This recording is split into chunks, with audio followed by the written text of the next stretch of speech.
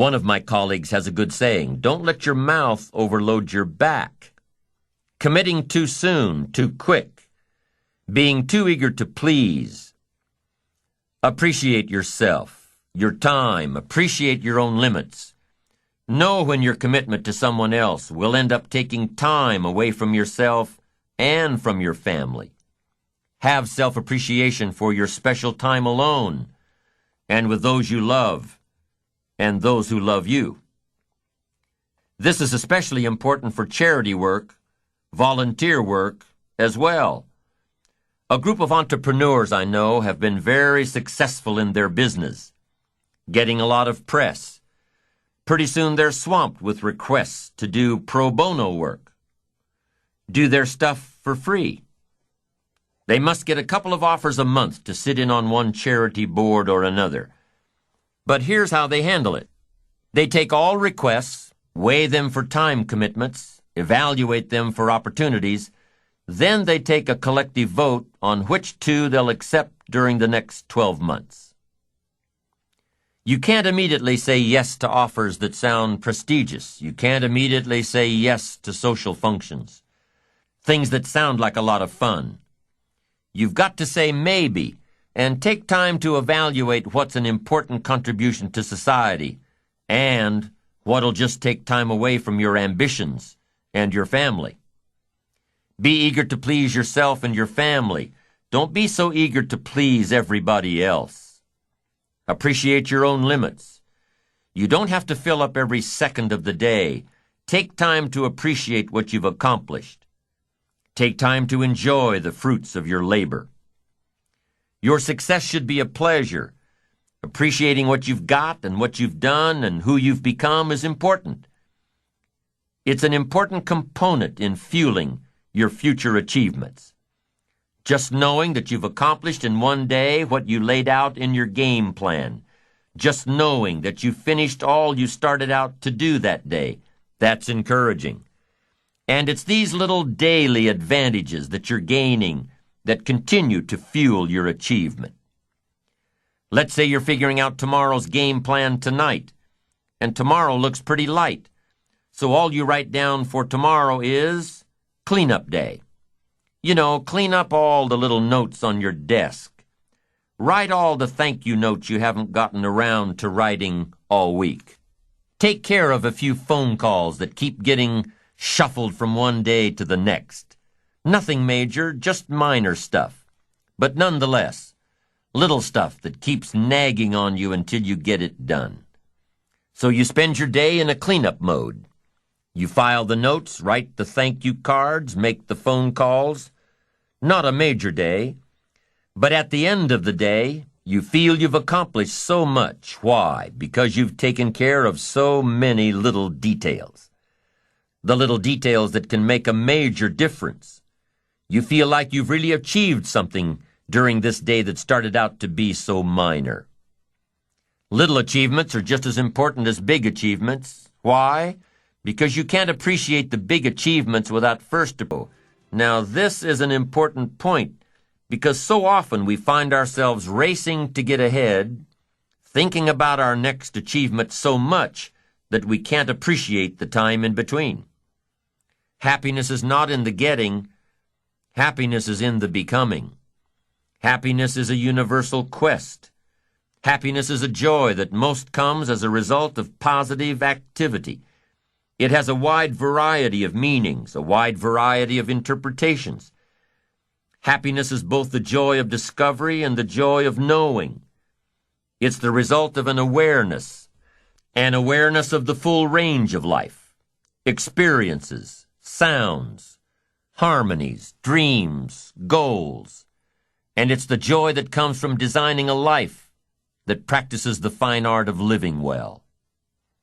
Happiness is being able to explore all that life offers. Happiness is quite often found in having options. Options of doing what you want to instead of doing what you have to. The option of living where you want to instead of living where you have to. The option of looking like you want to instead of settling for what you have to. Happiness is receiving and sharing, reaping and bestowing. Happiness is found in taking time to enjoy what you've accomplished, in enjoying the plateau, in giving yourself credit when credit is due, in patting yourself on the back for a job well done. Happiness is here and now. Happiness isn't the end result. Happiness is part of the journey. There's an old saying that goes like this: the road to heaven is heaven. The happiness that you're searching for in the future must be found today. The success you're after in the future will only be found by working on it today. Success is the balance between the need for active achievement and the satisfaction in taking the time to acknowledge what you've already achieved. Take time to reflect while you're enjoying the plateau. And while you're reflecting back on your past accomplishments, think about something else. Think about the potential within you that's still untapped. Consider these two questions during your time of reflection. Number one, what could I have achieved in the past had I been more diligent? Could I have been more disciplined, worked smarter instead of harder, said no more often to social functions, to community commitments? What could I have achieved in the past had I tried a little differently? Only you can answer this question. It's very personal. While you're reflecting and enjoying your plateau, all I'm asking is that you dig a little deeper and see if you can't be a bit more effective next time. Work a little smarter instead of a little harder. So that's question number one. What could I have achieved in the past if I tried a little more diligently? Now here's number two. How can I achieve more in the future? Well, if you take some quality time to thoughtfully answer question number one, you'll probably have a clue as to what's needed in the future. Do you need to work more diligently? Do you need to be more disciplined? Do you need to work smarter instead of harder? Do you need to say no more often? Do you need to manage your time better? That's one of the keys to reflection. You can put down on paper what worked for you in the past and figure out ways to translate this information into the future. You can design your better future if you can learn from your past. You can face your future with more excitement, more anticipation, when you design a future worth getting excited about. You can see your future and have it pull you, but don't forget to appreciate yourself for what you have done so far, for what you have done today. Take a self-appreciation inventory. Ask yourself a few questions. Start with number one. What have I achieved in the last 4 days, the last 2 weeks, the last 6 months, the last year, the last 10 years? What have I achieved during these time periods? Write it down. Take a self-appreciation inventory of all you've done and all you've accomplished and all you've become. Take inventory of yourself. Now compare this list to your goals. Have you accomplished all you set out to do in the last 4 days, 2 weeks, 6 months, 1 year, 10 years? Compare your list. Maybe you've been so busy trying to reach your goals that you haven't taken the time to sit back and reflect on where you've really been. Look back at your list and say, wow, I really have been through a lot. I really have learned a lot. Look what I've done. Look what I've become. I wasn't like this 10 years ago or even 1 year ago. Look at me. I'm doing okay. Building your ambition takes little steps. 1 step at a time, 1 day at a time, 1 week at a time. And it's like taking your family to a reunion where people haven't seen your kids for 6 months or even a year. They say, my, look how you've grown. Well, you know your kids have grown, but when you see them every day, it's hard to notice. So write down all your accomplishments and see where you've been and what you've done and who you've become. You'll say, oh, look how I've grown. And that's step one in taking a self-appreciation inventory. Now here's step two. What could I have achieved that I didn't? Be honest now, this is your inventory. Nobody else has to see it. What could you have achieved over the last week, the last month, the last quarter, the last year? What could you have achieved that you didn't? Would a game plan have made a difference? Would your direction have made a difference? Would greater preparation have made a difference? Would more discipline have made a difference?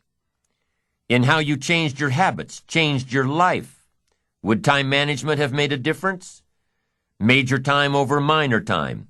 Ask yourself, what could I have achieved that I didn't? Now, take this one step further with number 3. What do I want to achieve in the next 4 days, the next 2 weeks, the next 6 months, over the next year, over the next 10 years? What do I want to achieve? Well, all this falls in line with your goals. What you could achieve has to fall in line with what you want to achieve. What you could do has to line up with what you want to do. And what you could become has to meet what do I want to become. Everything affects everything. And through the proper disciplines, practiced every day,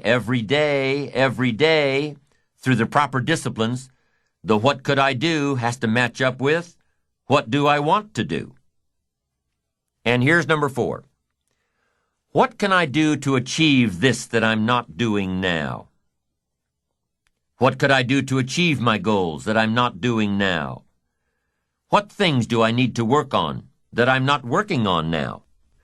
Remember, it's easy to do the disciplines, the little things every day, and it's easy not to. It's easy not to. Look back at the self-knowledge inventory that you took on side 3 of this program, the session on positive self-direction. Look back at the list you made of your 3 most important work-related goals. Look back at your list of the 3 most important personal and spiritual goals. How are you doing with these? Are you making progress a little each day, a little each day? Are you appreciative of the progress you've made so far? It's important that you take time out to acknowledge yourself, your achievements, what you've done so far, where you've come, who you've become. Self-appreciation is a stage in building ambition that takes a little more maturity, a greater resolve, knowing that you'll do it until you get it done, and taking the time out to acknowledge yourself for doing it. Self-appreciation comes from already being firmly set on the course of positive self-direction, being on the right track, having that wonderful blend of humility and self-esteem, knowing within yourself that you're accomplishing your goals, and knowing yourself enough and being confident in yourself enough to avoid needless bragging. Self-appreciation says that you admit there's room for improvement, knowing that you're on the right track, but admitting the need for continued growth, more books, more seminars, more skills, more disciplines, greater awareness, bigger vision. There's always more room to grow. There's always more knowledge to gain, always more skills to perfect. We're never done with the education process, because education is part of the path to wealth. Education and learning is part of the path to health. Continued education can turn you around if you're headed.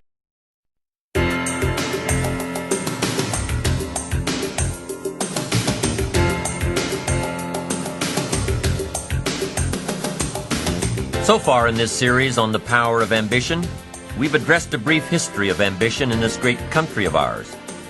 And we've talked about the 6 steps of building our ambition.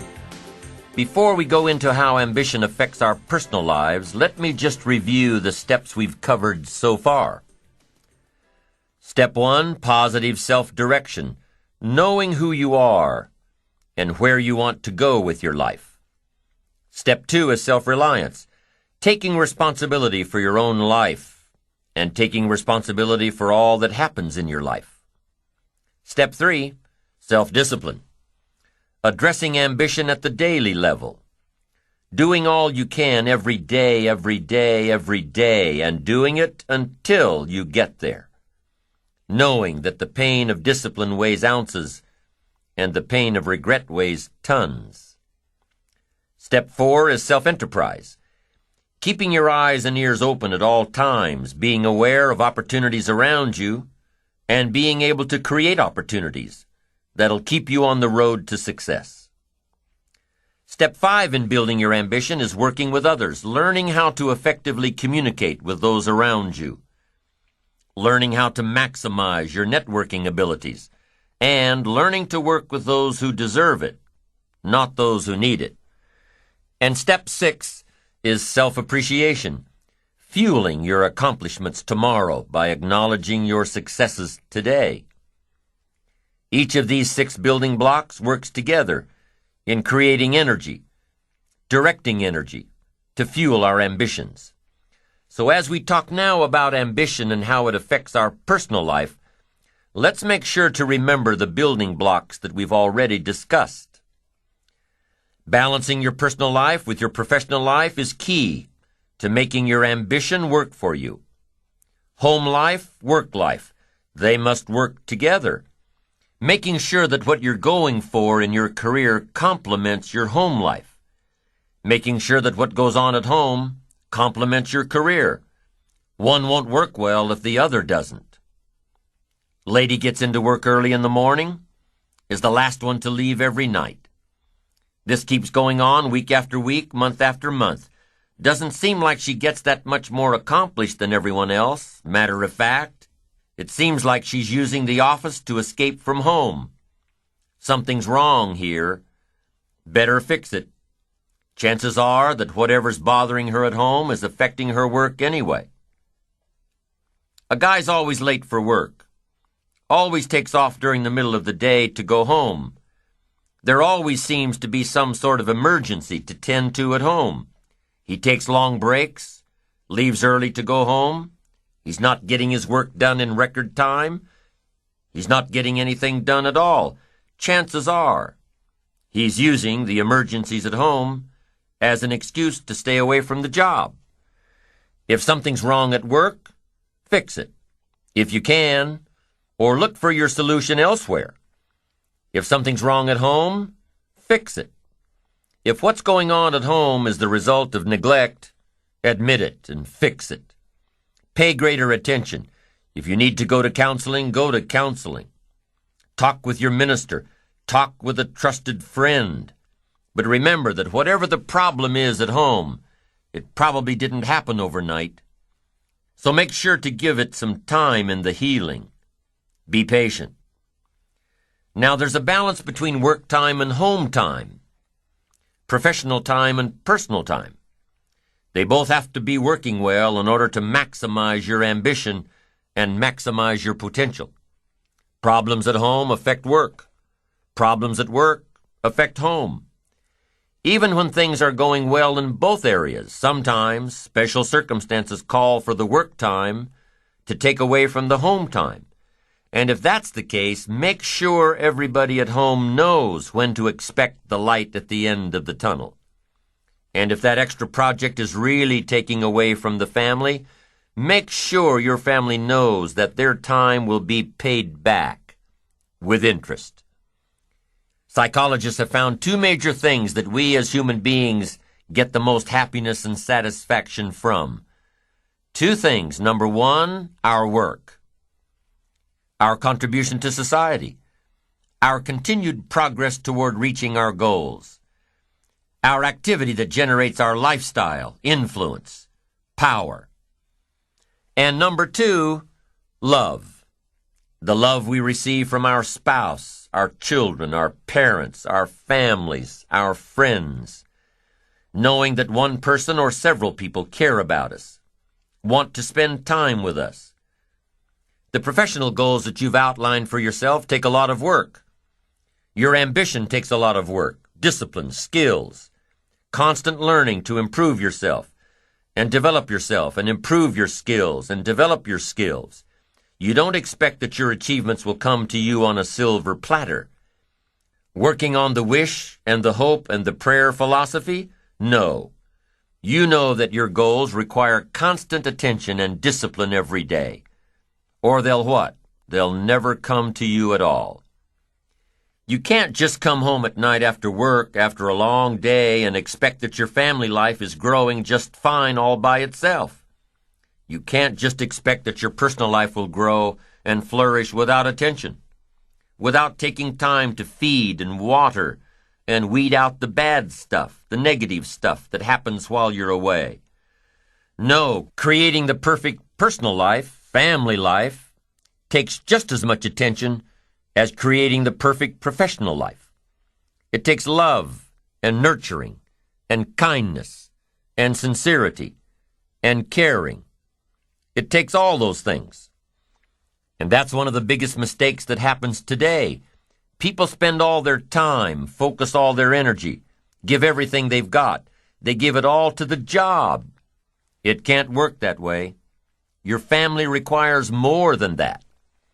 The investment we make in our personal relationships before they're put on paper is the investment we must continue to make.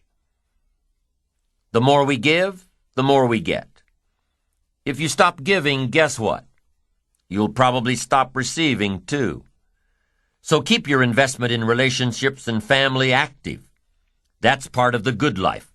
What good is a mansion on the hill if you've got no one to share it with? It's no good. What good is an investment portfolio worth millions if you've got no one to share it with? It's no good. What good is working so hard day after day, month after month, year after year, working until you accumulate everything you want, and in the meantime, your family left you? It's no good. It all loses its value. Life has to be balanced. Work hard, play hard. Work 6 days, take 1 day off. Work 3 months, take 1 week off. Life has to be balanced, or your lifestyle will suffer. Life without balance can cost your relationships. Life without balance can cost your health. Life without balance can cost your spirituality. Life without balance can cost your wealth. Happiness. Balance. Work on a balanced life. Work on balanced ambitions. If you're a believer, don't neglect it. Study and practice if you're a believer in spirituality. Nourish, study, and practice the art of spirituality. Because we learned before that the great destroyer of all of us is neglect. Starts like an infection, becomes a disease. One neglect leads to another, starts spinning out of control. Here's one thing to consider if you've neglected your spirituality, if you're a believer. Now, I'm not asking you to be a believer, but I'm asking that if you are a believer, do not neglect that part of your future. Study and practice as diligently as you study and practice ambition and parenting and skills and success in the marketplace. Faith helps sustain ambition. Here's what else plays an important role in your ambition: your physical side, your health. And here's some of the best advice I've got on the physical side. Ancient scripture says, treat your body like a temple. Excellent advice. Treat your body like a temple, meaning something you'd take extremely good care of. A temple, not a woodshed. No, a temple. And here's why. The mind and the body work together. You've got to have both functioning well. Here's one of the best ways I've come to look at it. Your body needs to be a good support system for the mind and the spirit. A good support system that can take you where you want to go, support you with strength and energy and power and vitality. Here's a major part of success: vitality. I'm telling you, some people don't do well simply because they don't feel well. Now, feeling well is a personal responsibility. By taking care of the temple, it's the only place you've got to live. Your physical body. Cherish it. Ancient scripture says this: sometimes the spirit is willing, but the body is weak. See, that's a sad combination, a willing spirit and a weak body. You can't think of a much more pitiful combination. You wake up in the morning and the mind says, let's go get 'em, and the body says, I can't even get out of bed. You now have to have a conversation with your body that says, that's the last time you're going to fail me. Give me the excuse that you can't get out of bed. I'll drive you to your knees to do push-ups until you're exhausted. I've got these plans for fortune and enterprise, and there's one thing I'm going to demand, a strong, unbelievably powerful support system. From now on, I'm going to have a support system that will take me wherever I want to go. Support me with power. Support me with vitality, strength, uniqueness, zest. Anything less than that, I will not settle for. I'm telling you, you've got to take care of this physical side because it's so important. Be conscious of self, of your support system. Be conscious of self, but not self-conscious. Don't work on it too much, more than you need to. You don't have to spend 6 hours a day to have a good support system. You don't have to. 30 minutes a day, 1 hour a day, and you can have a strong, healthy body. Exercise? You can do just a few simple things. Take the stairs instead of the elevator, unless you're on the 50th floor in New York. When you're looking for a parking space, don't look for the one that's right by the front door. Park a block away and get a little bit of exercise. But here's the best exercise program in the world, the one that'll work for you, the one that you'll do, the program that won't bore you or hurt you. If you don't like to jog, if your joints can't handle it, go for a walk. If you don't like to walk, take up swimming half a mile a few times a week.